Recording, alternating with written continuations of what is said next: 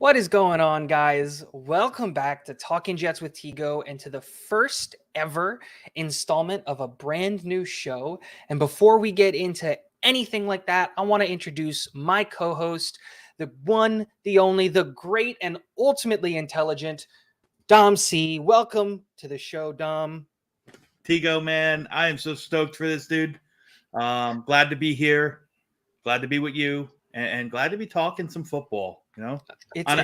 With a different twist, at least. Exactly. I was about to say it's always fun to talk football, but it's great now that there's a show that we have obviously together where we can talk about football from a fantasy perspective. So let's talk about Fantasy Island. Let's talk about what is this show and this idea. And since it was ultimately your idea and, the show that you came and brought to me and it was awesome and I loved it so that we're doing it. Why don't you go and kind of explain what this show is and what we're trying to do moving forward with Fantasy Island? Yeah, well, I wouldn't say that it was my idea, but I think it was a collaboration of two very intense sports fans, ideally Jets fans, and you and I. And in getting to know you a little bit, we got to understand that we both have obviously a very strong passion for the Jets, and even more so, we share the same passion for fantasy football. Jets Twitter and the Jets content creators are all fabulous, you included. So why not take our passion of the Jets and more so our passion of football and just try to engage the crowd with something different, something a little bit outside of the box, outside of the norm of what the normal content creators are doing. And let's talk about fantasy, man. Like it or not, in this day and age, the reality is that fantasy football plays a big part in a lot of people's fandom. It's the truth. You know what I mean? Absolutely. You like a team, you like a team, but I mean, even in whatever chat you see on these live streams and all these YouTube creators, at least 5, 6, 7 times, a stream, you'll see somebody ask, hey, oh, I saw Garrett Wilson. I drafted him in my fantasy league, or, what do you think Breese Hall is going to do? Should I target him in my home league, so on and so forth. So why not bring the people what they want? And let's talk about it, man. The idea of the show is, we're going to, keep this weekly, God willing, and we'll be able to touch on the Jets. We'll be able to touch on what they did, what their offensive did as a how they looked as through the eyes of a true fantasy owner or manager. What the upcoming week looks like, and then we can also take the fantasy concept out past the Jets throughout the rest of the league. So I think it's going to be a great show. I think it's a great idea, and why not talk about it, man? Because we all do it, we all love it. Football's upon us, man, and with the regular season comes the fantasy season. So, and especially now's the time when we can finally start evaluating a lot of these players for fantasy, right? Absolutely. I know, I don't know about you, but like fantasy is one of the biggest reasons why I love football, because it's being a fan of your team only takes you so far. Sure. I think in that sense, especially when we look at, especially in our fandom and the team that we've been supporting that hasn't been that great, at least in my lifetime. Fantasy adds a dimension where, there's always 3 or 4 games going on. Sunday becomes a spectacle for the whole day. Mm-hmm. And I think that's a really awesome thing that fantasy does. And, I think the great thing is we're going to be doing this anyway, right? We're going to be going out and looking at these guys and seeing who the best players to draft are and see who the best players to avoid and all of this stuff anyway, because you and I both have leagues that we play in, on our own. Mm-hmm. I've gone the last 6 years. I am 5 for 6 for wins. Last year was the only year in the last 6 years that I did not win, and I came in second because Najee Harris decided to take the ball. I lost by 1 point because Najee Harris decided to score a touchdown instead of taking it out to let Ben kneel it out for his last game. And that's why I lost. I lost by 1.24 points because Najee Harris is selfish and was trying to pad his own stats. Man. But I love fantasy, and it's something that we're going to talk about and we're going to be doing anyway. So let's just do it as a show weekly. And, we're going to be bringing our waiver wire pickups and a lot of different things and being able to answer questions from the chat about fantasy football and have a Jets kind of twist and touch and everything like that and be awesome. Sure. So yeah, I'm really excited about this. I'm really excited about fantasy football this year, especially because I think the Jets are, for the first time in a while, are going to have a lot of really competent players that we're going to be able to talk about and be excited for, that are going to be fantasy producers. Yeah. Fancy relevant. Well, why don't we start off there, man? Why don't we touch with what we know best, and let's talk about the Jets offense and how they kind of feel, or what your feelings are on where they pan out this year in regards to fantasy output and fantasy production. Because I think you said it best. This is the first year. I mean, I've been doing fantasy football for well over 25 years. My home league is 27 years old, and it's a dynasty league. So we draft guys. We draft these rookies, and we can hold them forever. It's a different, unique concept. I mean, dynasty is not that unique, but the way that we do it in my home league, and it's the same group of guys, the same 10 guys that have been in it for 27 years. So there's something special to it. But this is the first year in many, many, many moons that I can remember where the Jets are going to have some fantasy relevant players. So let's touch on that first. So give me your thoughts.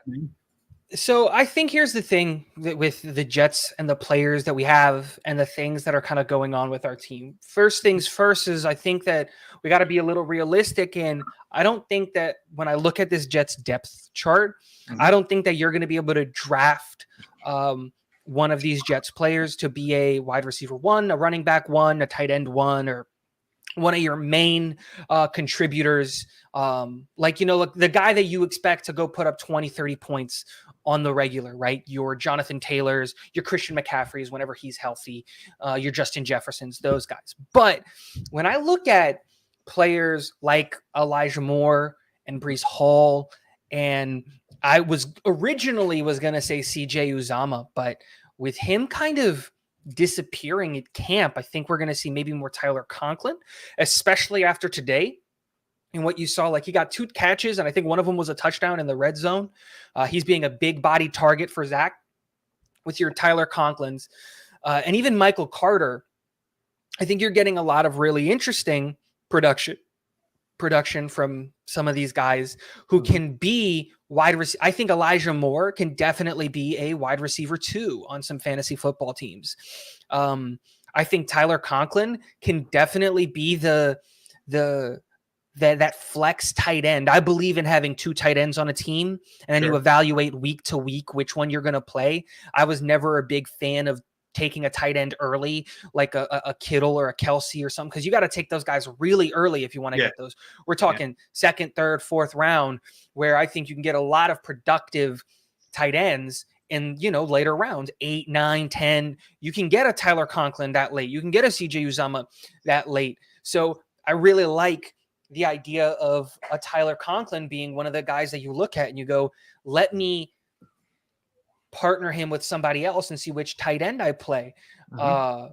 Breese Hall is definitely a guy that I think is going to be a shot to be a running back 2 or a guy that you put in your flex. So we have a lot of guys that are just interesting. And I think the biggest thing with the Jets this year is I think you can really evaluate week to week these players, because I think that there's certain teams and certain situations that you can look at and you can say, you know what, the Jets might explode this week and it might make sense to play, Elijah Moore as your wide receiver 1. Like a great example of that would be week 12 against Chicago. If you've got Elijah Moore on your team, Chicago doesn't have any corners that I'm worried about. So that's a really interesting team to partner and look up, hey, the wide receivers are going to do really, really well here. And so, it's just a couple of interesting guys that I think that are on the team that can do really, really well fantasy production wise for you that are, like you said, going to be wearing Gotham green. Yeah. So, and I agree with everything that you said. When you take a normal, your standard throwback draft where you're picking from the top, you're not going to see the Zach Wilsons and the Elijah Moores and the Breese Halls, take it. Well, maybe Breese Hall, but he's another story. But the other guys that you talked about, they're not going to be taken in, the first handful of rounds more than likely, right? When you talk about overall, ADP, probably the highest ranking one, I would say, is Breece Hall, right? Yeah, Breece Hall, I think, is our highest ranked player. Let's look at where the average ADP for Breece Hall comes in. I'm pulling it up now as we speak.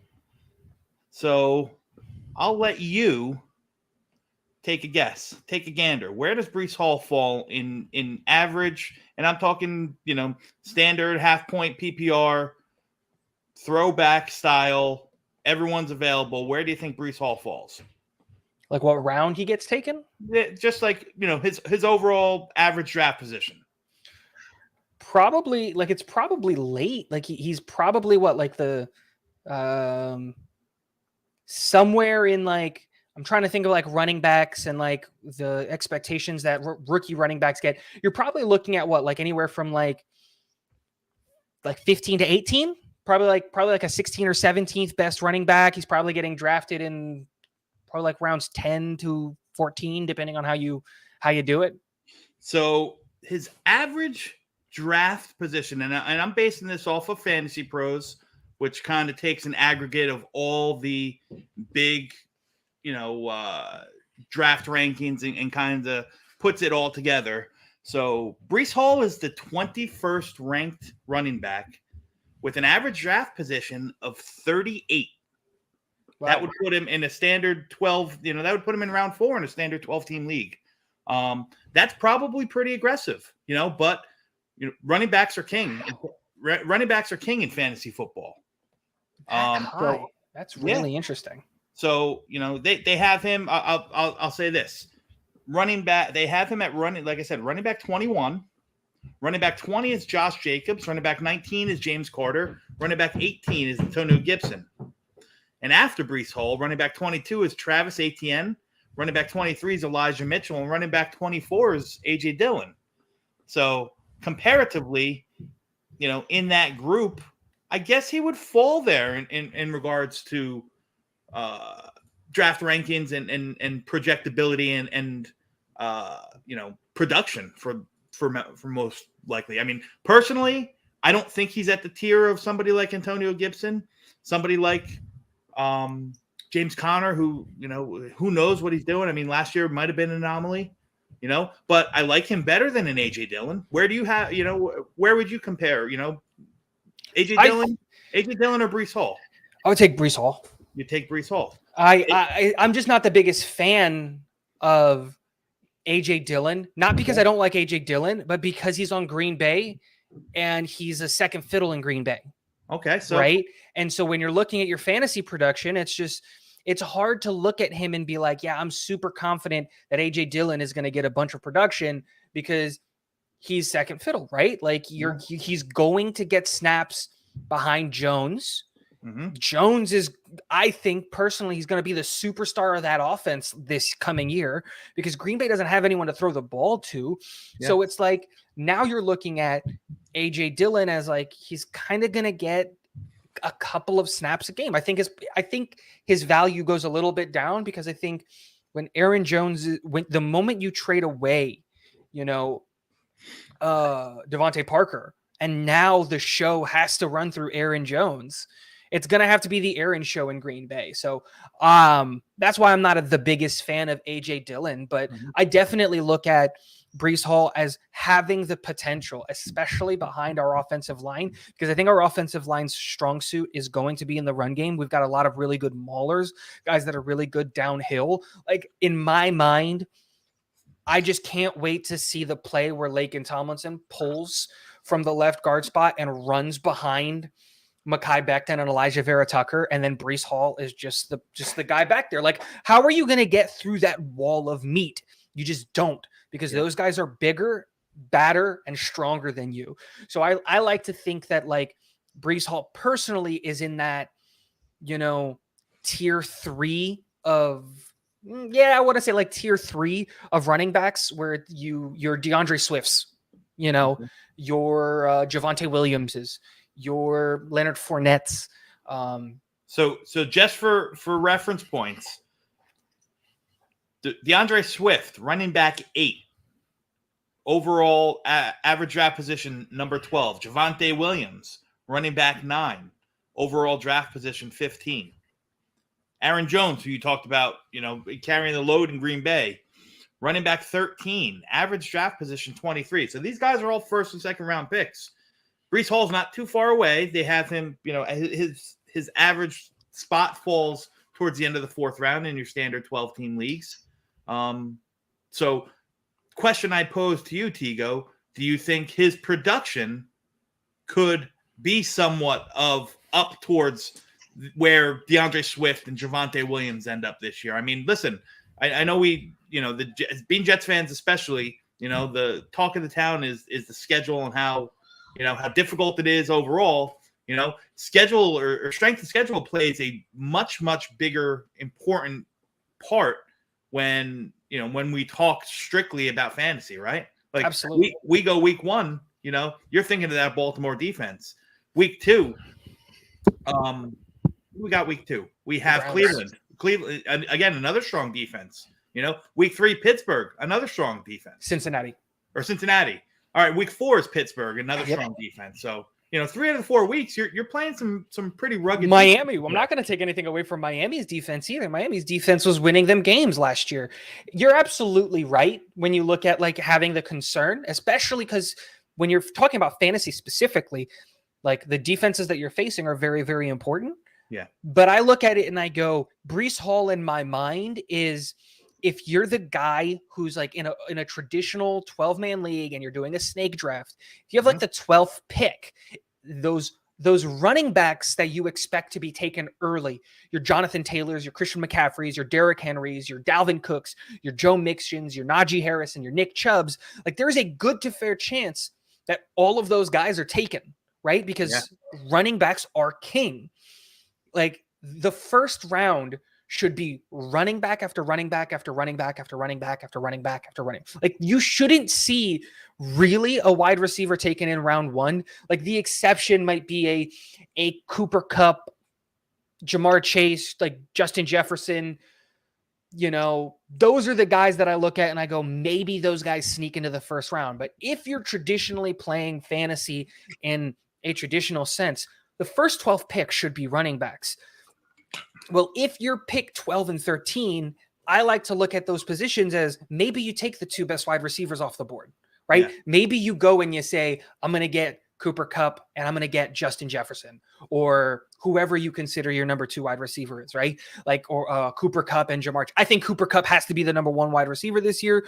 So I keep mentioning his name over and over again, but you look at that has to be the guy that you take. And so for me, I look at that and I go, maybe Breece Hall becomes your running back that you take in the 3rd round or in the 4th round, who can be a running back 1 and is in that same conversation as, DeAndre Swift or something along those lines, because those guys might be available then, because certain players, and depending on your strategy and how you draft, these are the running backs that might slip a little bit because people sometimes fear taking 2 of the same position because then one position is going to be stronger than the other or something like that. And everybody's strategy for drafting is different. But I look at Breece Hall as definitely like a guy who he's a fringe running back 1. He's not a running back 1, but he's definitely in certain matchups a running back 1.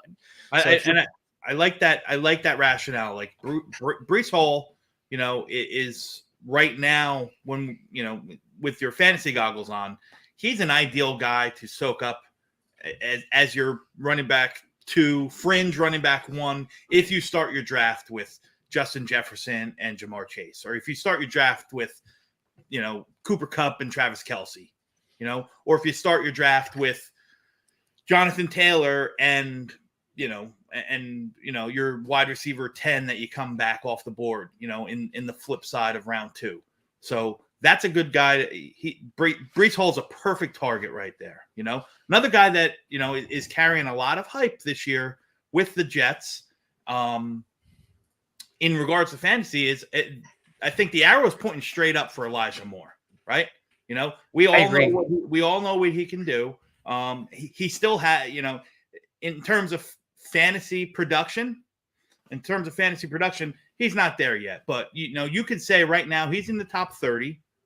I think that's fair to say he's a top 30 wide receiver coming off a board right now, which would probably put him somewhere in the round 8 to 9, maybe 10 range.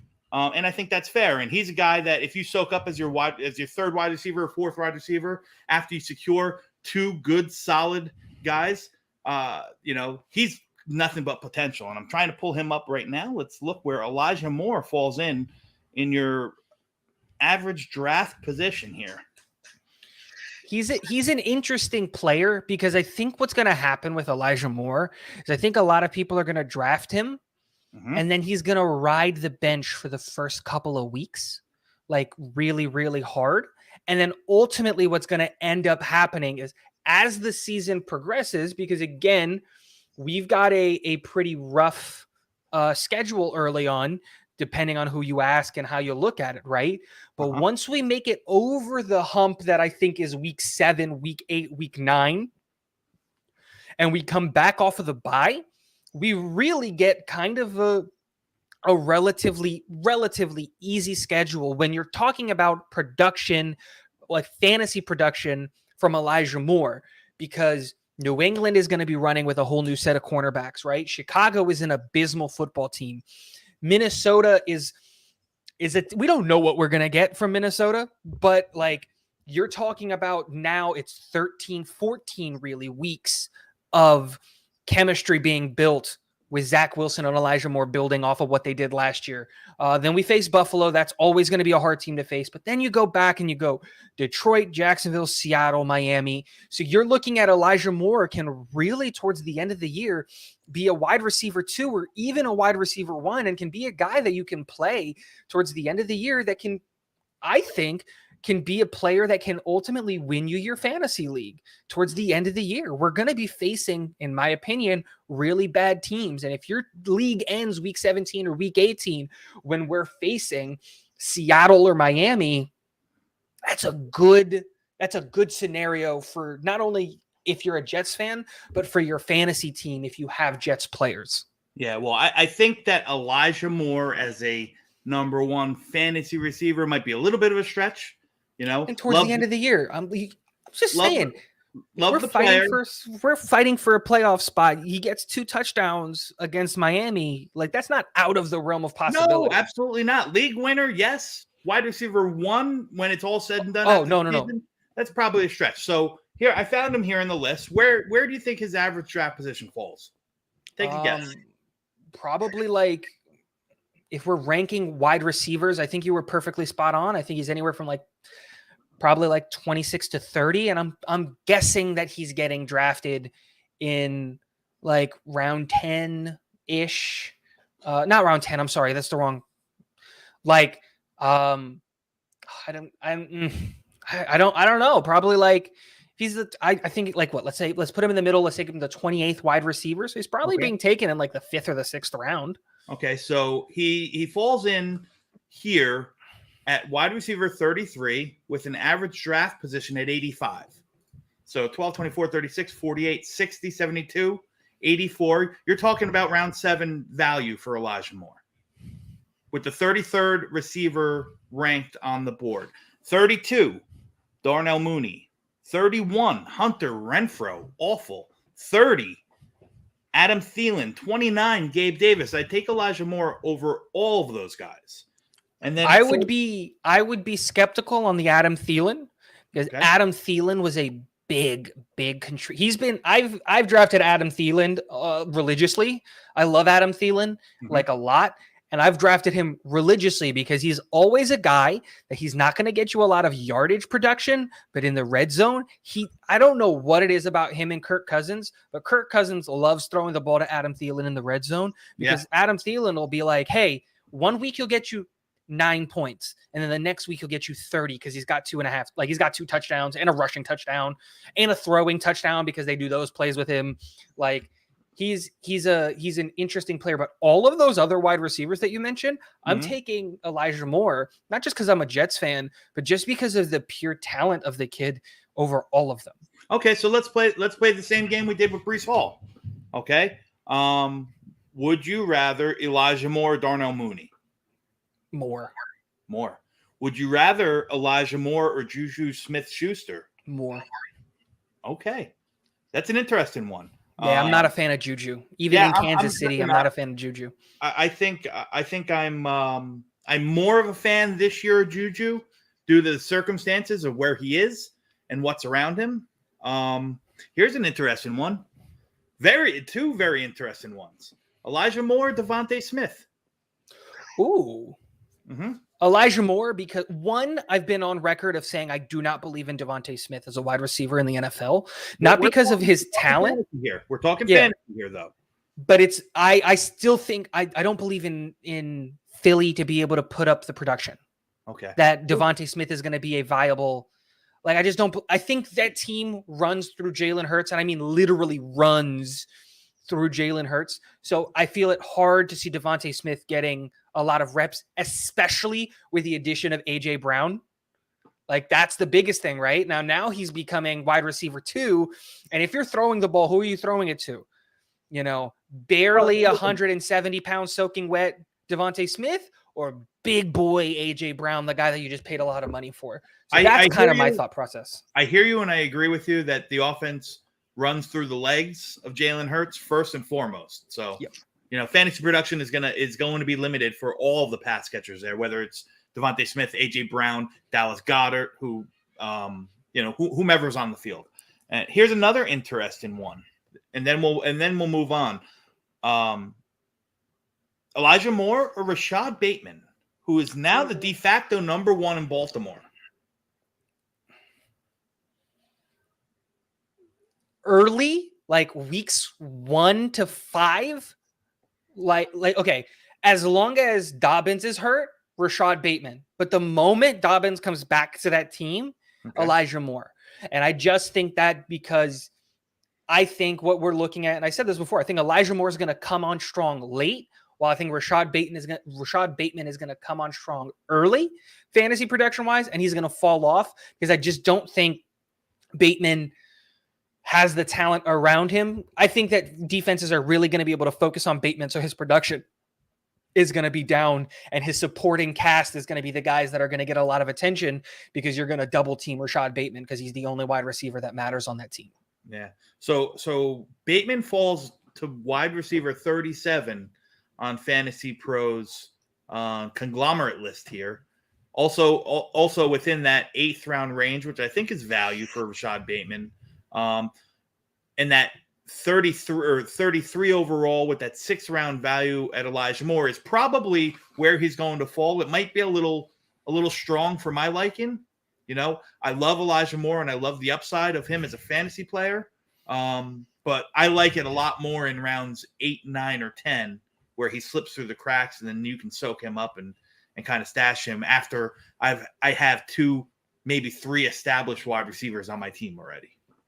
See, yeah, I look at Elijah Moore as the guy that you take when you've got he's the guy I start looking at, like really seriously. I look at and I go, maybe, and it again depends on what's on the board, is rounds 5, 6, or 7, because by then I should have wide receiver 1, wide receiver 2, running back 1, running back 2. I should have my points getters. And so rounds 5, 6, 7 are when I'm considering, do I get my flex player here? Do I get the best tight end available? Am I going early on a quarterback here? Am I getting a one of the higher quarterbacks? So I think right there is exactly where you want it. And I think the benefit that Elijah Moore has is that he's being surrounded by a lot of guys that aren't wide receiver 1s on their team. And I think unequivocally Elijah Moore right now is wide receiver 1 on the Jets. And so when you're looking at, I just pulled up a list here and it has I'm just going to people that are ranked in that like 20 to 30 range. Okay. Your Chris Godwins, Darnell Mooney's, Marquise Brown, Brandon Cooks, Amari Coopers, those guys, they're all wide receiver 2s on their teams, you know? And so now you're starting to have that conversation of Gabriel Davis, Cortland Sutton, not Cortland Sutton, because he's probably, it depends on how you look at like Jerry Jeudy. Is it Jerry Jeudy? Yeah, like Jerry Jeudy, Cortland Sutton there, but whatever. Those are all kind of wide receiver 2s for their respective team, where I think unequivocally Elijah Moore is wide receiver 1. So in that 5th, 6th, 7th round, where you're looking at your flex guy, your wide receiver 3, he makes a lot of sense to pick up because like I said, I think he's going to be really, really good towards the back half of the season. And I think early on, he's just going to be a guy who's going to get you he's going to be projected to get 11 points and he'll get you your 11 points. And like, that's what he's going to be early. And then late on the season is really where I think he can be a guy that can really be a force for your fantasy football team because of the touchdowns and the things that we're going to see out of him. Yeah. One more little touch point here about the Jets. As I'm flipping through these wide receiver rankings, I see here at wide receiver 49 overall with an average draft position of 123, which would put him right around round 11 is Garrett Wilson. Interesting. The more interesting part of this, Tigo, Garrett Wilson is the 4th ranked rookie wide receiver out of the bunch. They're all bunched up close, but out of the rookie wide receivers, he's listed as 4th. Now, I don't think that's outlandish, because I think that makes a lot of sense. Drake London's at 45, Treylon Burks at 47, Chris Olave at 48, Garrett Wilson at 49. Now, when you look at London, Burks, and Olave in particular, they're just going to have, they're just going to have a bigger piece of the offense. I think they're going to have more. They're going to soak up more target shares, and they're going to have more access to make plays and score points. Which in total, we know that's what fantasy is about. Fantasy is about scoring, right? So in your average half-point PPR standard scoring, there's a good chance that Treylon Burks or Drake London are going to see the lion's share of targets, as opposed to Garrett Wilson, who on his own team, a team that's still yet, building and up and coming, he might only be the 3rd or the 4th option in that offense. Probably a little further down the option chart when you add running backs and tight ends to that mix, and I think it makes a lot of sense where even though I think Garrett Wilson is the 2nd best wide receiver of the bunch. I had Drake London as my wide receiver 1. When you look at the wide receivers, and I think you said it perfectly, and their share of what they're going to get, Treylon Burks is going in to be number 1 wide receiver in that team. Drake London is going in to be wide receiver number 2 on that team. And I only say wide receiver number 2 because Kyle Pitts is wide receiver number 1, right? Kyle Pitts is not a tight end. People who say that are crazy. He's a wide receiver who happens to line up in the tight end position.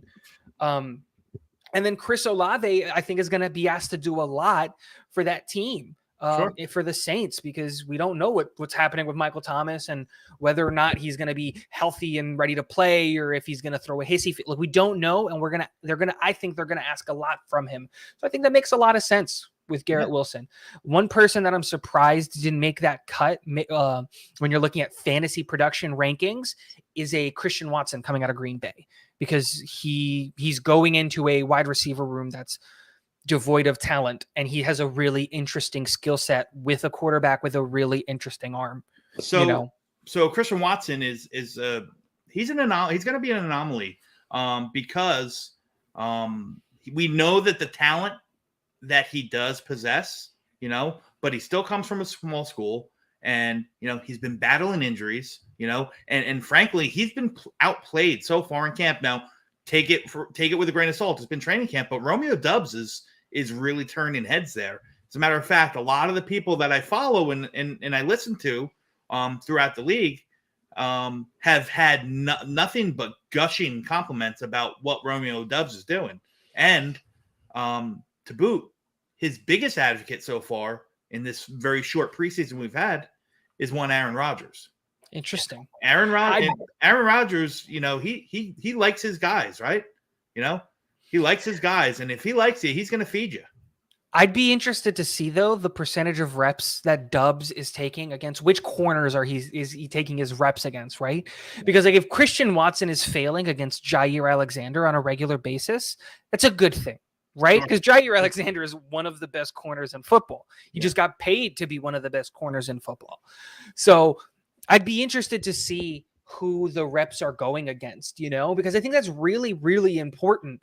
Like you have to always add the context of who are these people facing in that regard. But since we're talking about rookies, I think this would be a perfect time for us to do kind of a back and forth talk about just our overall like a draft. Let's do 3 players each of who you think are going to be the most productive rookies in fantasy football this year of all of the people that are taken. Do you want to go first? Do you want me to go? Yeah. First? Why don't we just do a draft style? We'll go tit for tat. As if we were drafting right now, strictly rookies, and we'll go from there. You want me to go first? Yeah, go first. Well, listen. I think this rookie class, in regards to fantasy, there's a tier.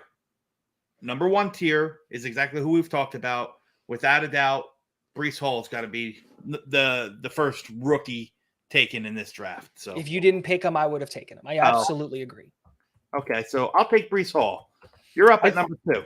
I think we just talked about him, and I think that when you go to like your fantasy production and what I expect from this kid, I think it goes immediately to Drake London. He's going into an offense that doesn't have a lot of pieces around it, and the lion's share of targets are going to go to Drake London and Kyle Pitts. Mm-hmm. And the thing that I'm really looking at is in the red zone, you're going to be targeting one of Drake London or Kyle Pitts. And with just his contested catch and how strong his hands are, I think Drake London is going to be a guy that's not going to get you a ton of yardage, but he's definitely going to be a guy that might be able to get you a touchdown or 2 a game, depending on how Arthur Smith runs that offense in Atlanta.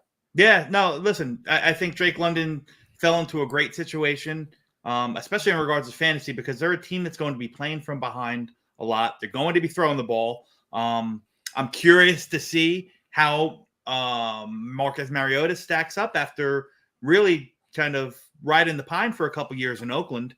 Or LA or Las Vegas, I should say. But I'm curious to see how Marcus Mariota affects both Pitts and London. But I agree with everything they say about London. I think he's the quintessential red zone threat. He wins 50-50 balls, got that long catch radius. I think he's a fantasy star in the making. Yes, I agree. So he might not be a wide receiver, like one of the best wide receivers in the league for a lot of people or anything like that. But I think what you said is perfectly sums him up, which is he's a fantasy football star in the making. Yeah. Like a DeAndre Swift or something like that. He's always going to bring you production no matter what, even though he's on Detroit. Yeah. So I'm up at 3 and I'm between a couple guys, but I'm going to just defer to what always works with me.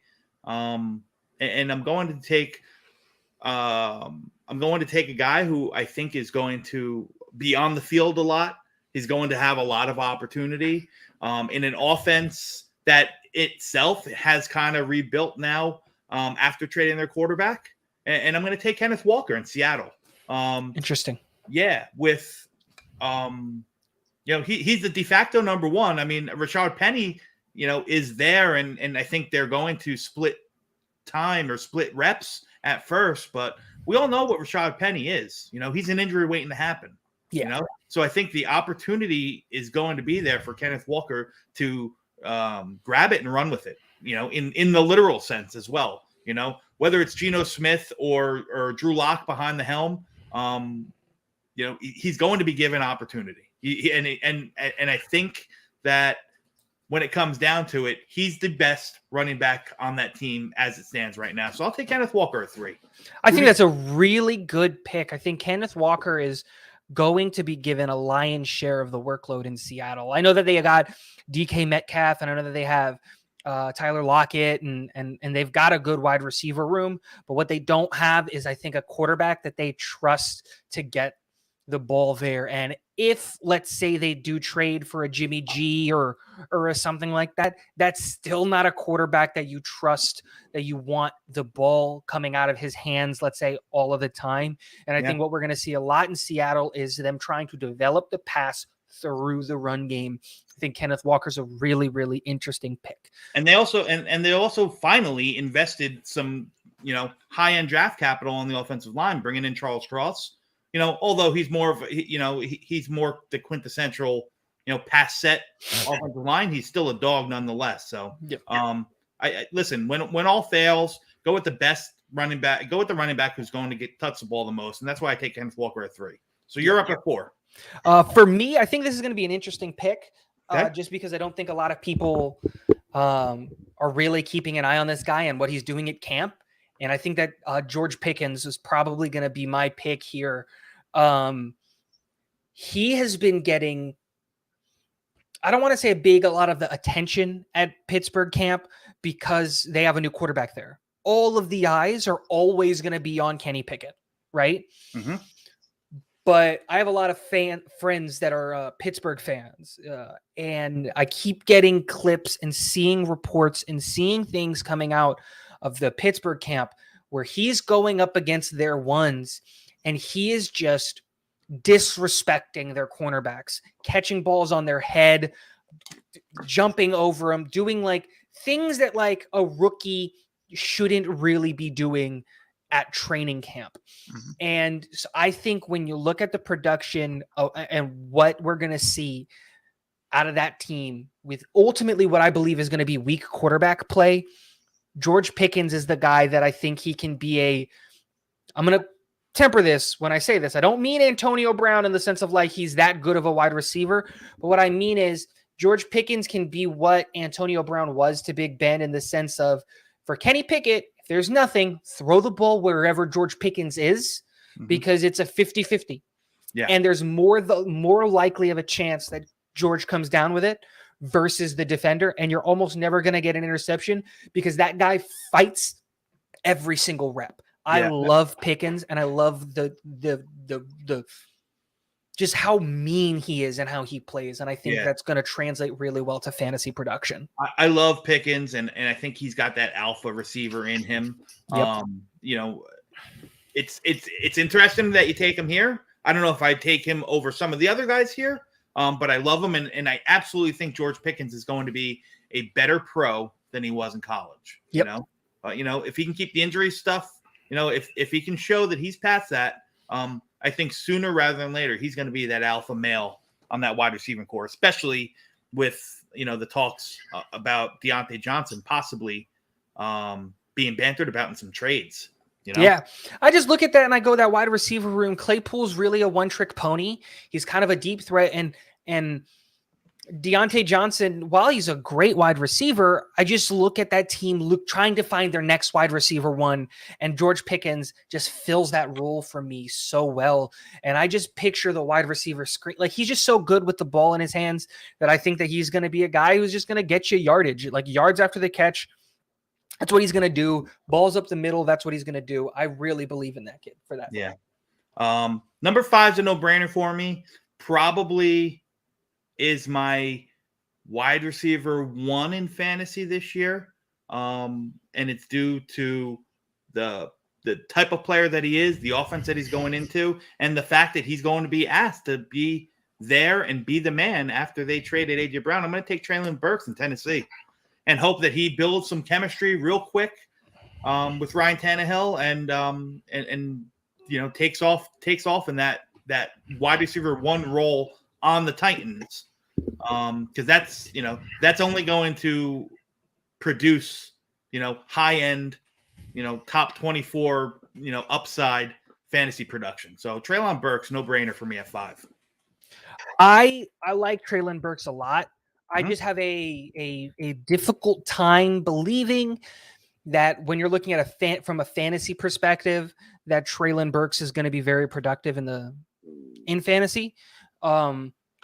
I just look at his game and I think that it's going to take a little bit to get acclimated to the NFL speed and the NFL like caliber. I think he's ultimately a really good wide receiver. I just think it takes a second.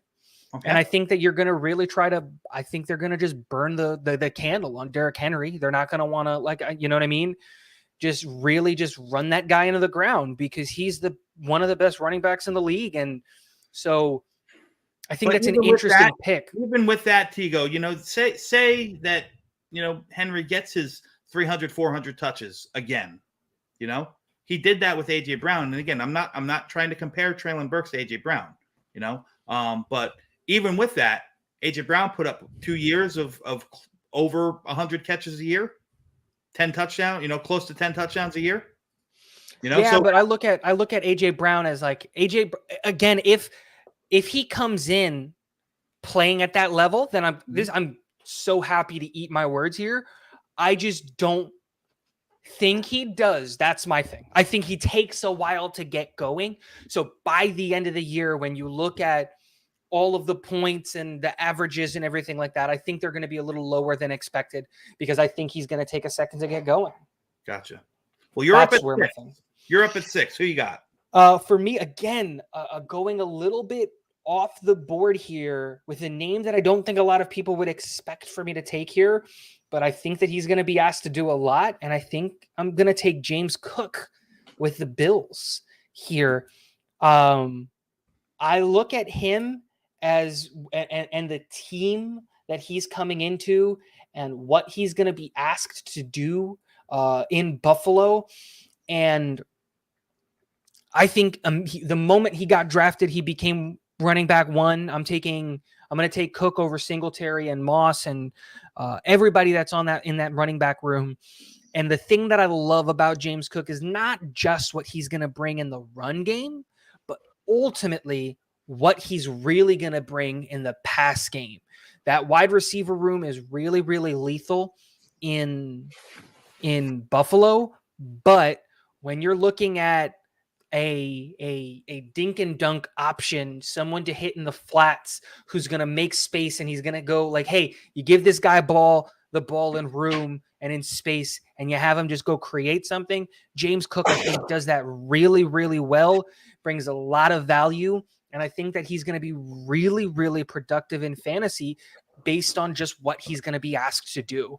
Not just going to get the ball handed to him. He's also going to be set out wide in those 5 wide sets and things like that. He's going to be catching the ball a bunch. He's a great player in my eyes for that. I think he's definitely the guy that I would take here is James Cook. I love James Cook. I think right now he's got 3rd down running back kind of lockdown. And we'll see what happens.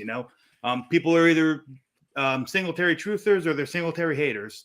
And Zach Moss is just a guy. So, there's going to be opportunity if Singletary fails that James Cook really takes off. So I like the pick.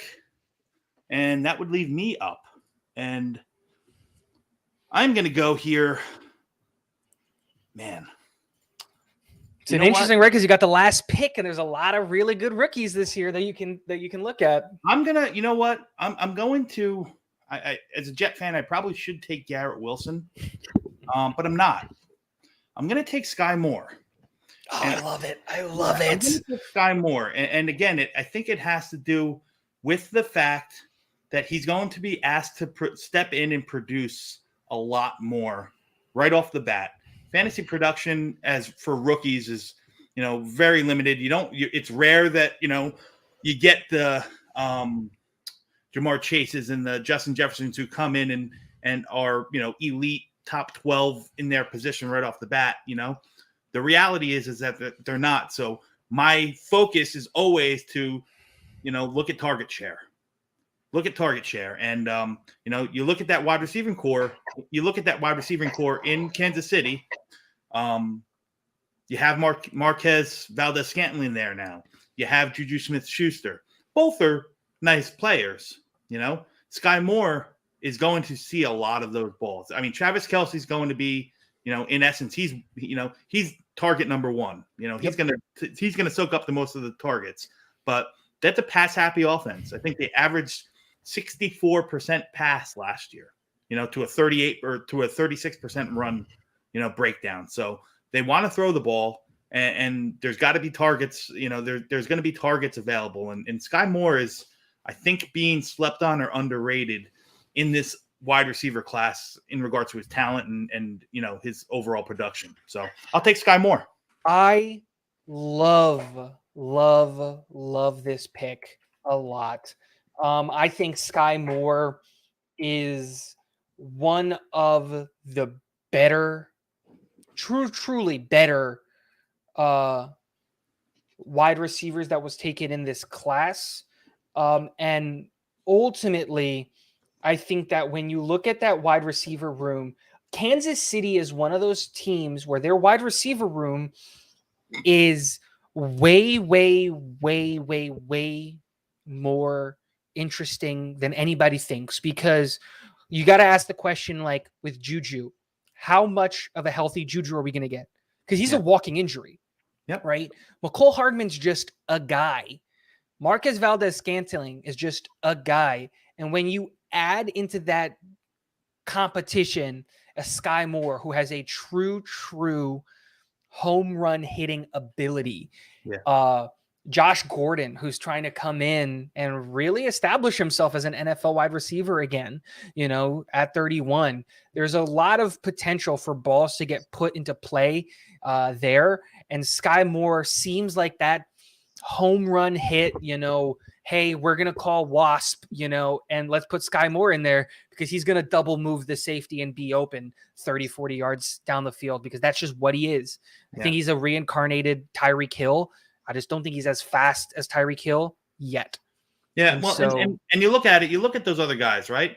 Marquez Valdes-Scantling, he's a 9 guy, right? He's gonna stretch your defense. Same thing for McCole Hardman, So you got 2 guys stretching the defense. You have Kelsey, who can work all over the field, right? And Juju Smith-Schuster, he hasn't been healthy for the past 2 years, so we're not exactly sure what or where he's going to land. So you have Skye Moore there, who is an above average. I'm not going to say elite, but he was an above average route runner in college. Maybe at a smaller school nonetheless, but still produced. And he's got hands of glue. So I can see him, catching I can see him making a break and catching those balls while the defense is stretched out, because they got a test for, Hardman and Scantling on the outside, on the deep. And I can just see Skye Moore working underneath and just pulling in, those quick little 5-yard outs and turning them into 15, 16, 17-yard plays time after time. Yeah. I see it happening. He's such an interesting prospect, and I love the pick there. Super fun. So you're up at 8. So I guess if we're talking about my next player that I got to take, we talked about him a little bit, but for me, I think it has to be Christian Watson out of Green Bay. When you look at the target share and everything that's going on there, I really like. I just think he's got a really interesting skill set. And when you've got one of the biggest arms in football, being able to target a guy deep like Christian Watson, you've got 2 complementing skill sets, a cannon of an arm and a guy who's just faster than your defense. And that's why I think he's a home run hitter. And that's what he's going to do. He's going to be the guy who's going to get you a 40-yard. He maybe is going to catch the ball 5 times a game. Those 5 times are going to go for 80, 90 yards and a touchdown. Yeah. At number 9, I'm not going to let him slip anymore. I'm going to soak up Garrett Wilson. Arguably the best wide receiver in the class when you're talking about football skills. In regards to 2022 fantasy, probably a little bit down the board, but the talent and the opportunity is too rich to pass up, to let him drop anymore. So I'll take Garrett Wilson here at number 9. Beautiful. And then I think to wrap it up, a player that I just kind of want to talk about a little bit, just because I think he's interesting, specifically because of the team that he went to and the kind of role that he's going to have, because it's just an interesting conversation to have. And I think that's going to be, give me one second just to make sure something. Yeah. think that that's going to be Damien Pierce out of Houston. Yes. I Um, considered him taking him over Skye Moore. I love Damien Pierce. I love the situation he's in Houston. You know, Marlon Mack is there, but Pierce is he's just a player, you know. Yeah. And you know, he's being got a lot of competition to fight through to get those reps, but I think he can do it. I believe in Pierce. yeah, and you got a team that's young and building, and I could see them, you know, at some point, you know, being pretty down in the standings. You know, I don't see Houston much more than a 4-win team. You know, so If they're at some point they're going to you know, kind of just turn it over to these young bucks. And I hope they do it sooner rather than later. I think that that's the right thing to do. I think that, like, you got to look at that team and you got to be like, hey, we've got a lot of draft capital, and Davis Mills is a great, like, guy, but I don't think he's the guy that's going to win you a Super Bowl. And you look at it and you go, we just got to accumulate as much talent as possible. And after the Deshaun Watson trade, giving a lot of reps to a guy like Damien Pierce just makes too much sense in my eyes from a organizational standpoint. Yeah.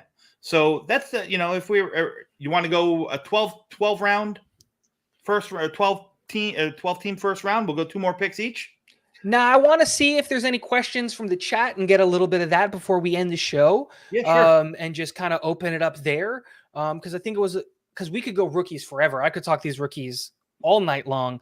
But I would love to, you know, get the chat involved a little bit, see what kind of questions that they have, fantasy related, not fantasy related, Jets related, whatever it is. And let's kind of just talk about it before we end the show. So let's get into it. The first question coming out of Dark Soldier. Love Dark Soldier. He won my 500 subscriber giveaway, and he got a Zach Wilson is good t-shirt. I was really, really happy that he won that. But his question is, would either of you prefer if Zach Wilson got more reps in training, or he'll get plenty coming up? I guess I'll take the lead here. I want Zach Wilson to get every rep possible. First team reps, second team rep, third team reps. I want him throwing the ball and running that offense as much as possible with every single level. Injuries happen, and I want him to be able to have chemistry with every single wide receiver that might possibly get a rep on this team. So I'm all about giving your quarterback 1 reps, especially when we've got 2, in my opinion, high-end backups. I don't think they need the reps. Give it to Zach Wilson. He's a rookie. I'm all on board with giving him as many reps as possible. Yeah, well, I mean, I'm with you and kind of a little skeptical about that as well. I want to see him, you know, our season will go as far as Zach's improvements will take us, right? So I want to see him master the offense. I want to see him take command, be the leader that I think he can be, allow, you know, kind of work through some of those dumb mistakes that rookies tend to make, so on and so forth. I want to see the progression of him really taking control and taking hold of this offense. At the same token, you know, once we feel comfortable with that, Joe Flacco, Mike White all day. Let's keep the kid healthy, right? You know, I'm of the belief I'm on board with what the LA Rams do.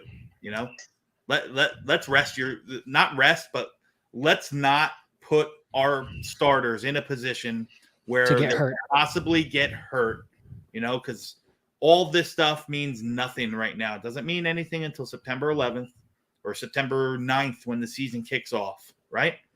September 11th for us, September 9th in football. So I want Zach to be on the field and to take charge and to, you know, really own the offense and the leadership of the offense now. But when push comes to shove and we're, you know, in game time, so on and so forth, you know, I'm more than happy to see Mike White take control.